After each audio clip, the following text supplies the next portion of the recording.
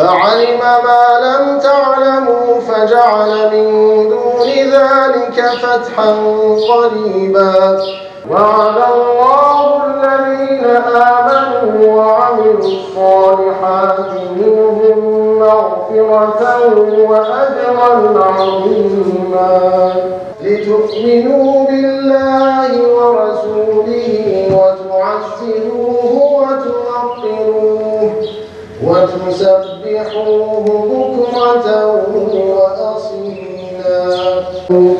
اللهم انصر المسلمين في فلسطين اللهم انصر المسجد الأقصى الله أكبر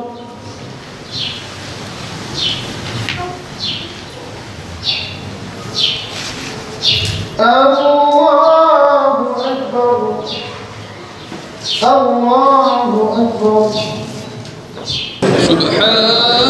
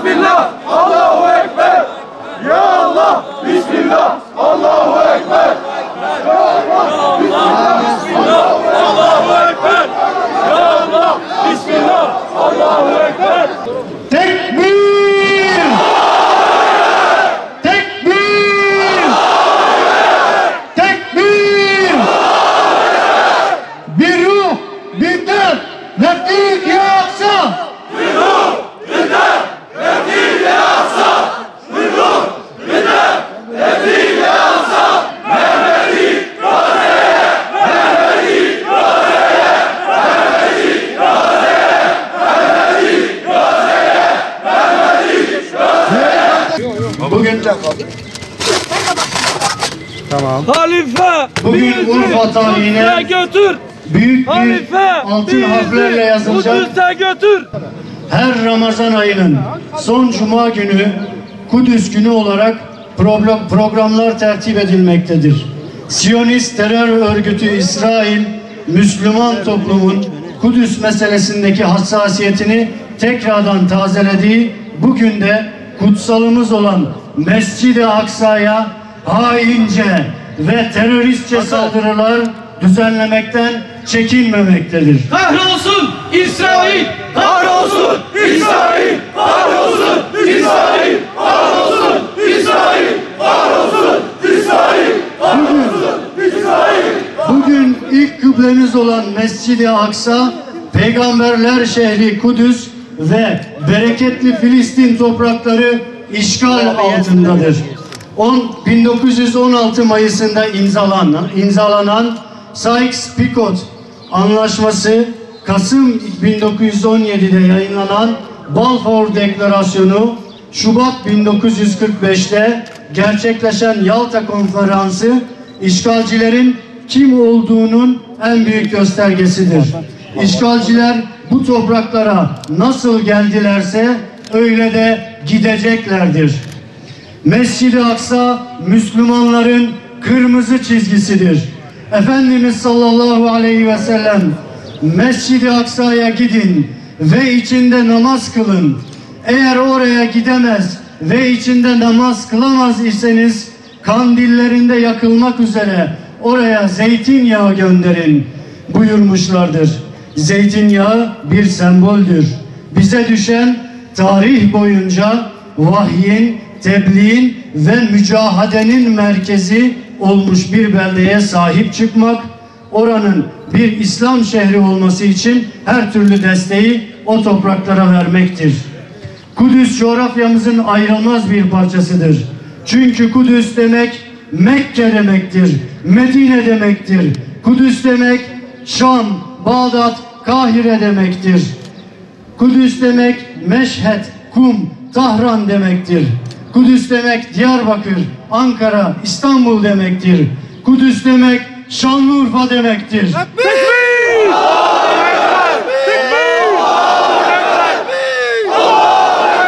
Kudüs'e sahip çıkmak Bağdat'a, Şam'a, Tahran'a, Beyrut'a, Kahire'ye ve Mekke'ye sahip çıkmaktır. Kudüs'e sahip çıkmak Şanlıurfa'ya sahip çıkmaktır.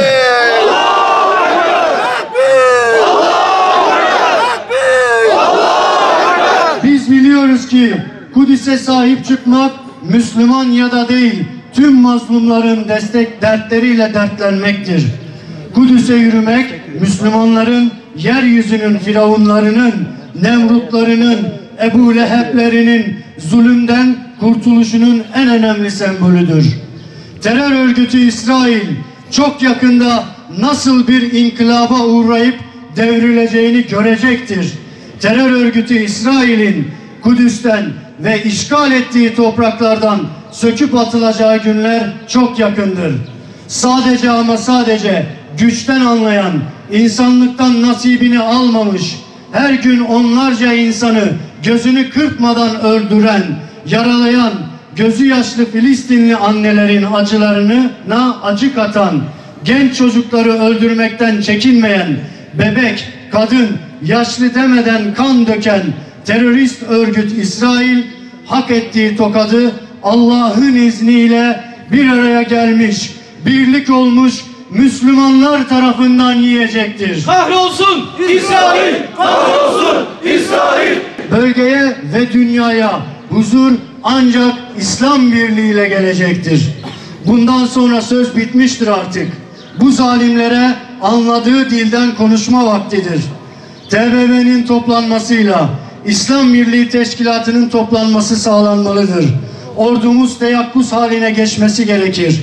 Allah için yola çıkanın yardımcısı Hazreti Allah'tır.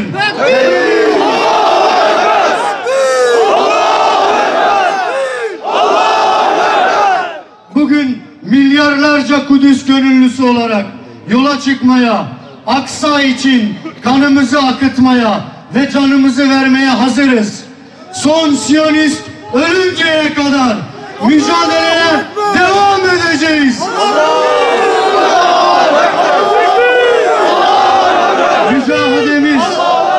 Mücadelemiz başta Kudüs ve tüm İslam beldeleri kutlu bir zaferle Siyonizmden kurtulana dek devam edecektir. Terör örgütü İsrail'in Mescid-i Aksa'ya yapmış olduğu hain saldırıları kınıyor ve lanetliyoruz. Filistinli kardeşlerimizin yanında olduğumuzu verdikleri diriliş mücadelesinde onlarla birlikte saf tuttuğumuzu bir kez daha belirtmek isteriz. Filistin ve Kudüs davasının yılmaz savunucusu merhum Profesör Doktor Necmettin Erbakan hocamızın zafer inananlarındır ve zafer yakındır. Allah nurunu tamamlayacaktır inancıyla Filistinli kardeşlerimizi ve Kudüs davasını savunanları selamlıyoruz. Tekbir! Tekbir! Tekbir! Tekbir!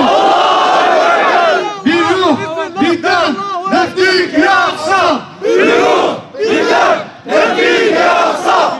Bir ruh, bir kalp, neftik ya aksa! ستغلبون ستغلبون وتحشرون وتحشرون إلى جهنم إلى جهنم إلى جهنم إلى جهنم إلى جهنم إلى جهنم Daki! Daki! Ey kafirler! Ey kafirler! Ey İsrail! Ey İsrail! Ey ABD! Ey ABD! Yanıleceksiniz! Yenileceksiniz! Cehenneme!